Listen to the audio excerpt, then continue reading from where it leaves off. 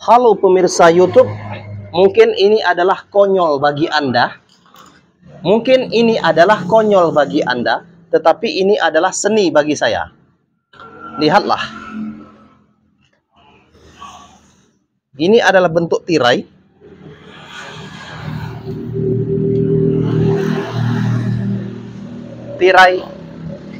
Tirai jendela.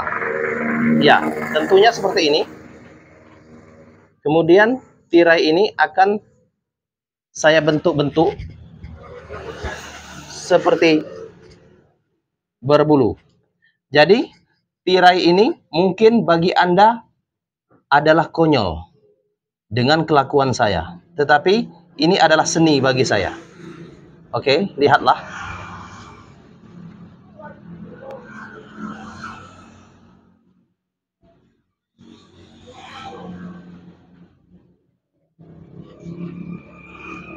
Perhatikan tangan saya untuk Anda.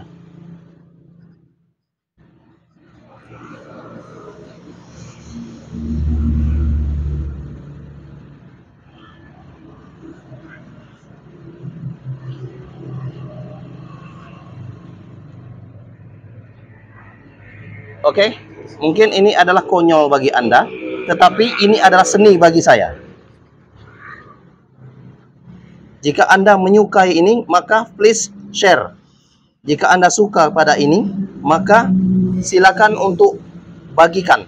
Tolong bagikan ke negara Anda.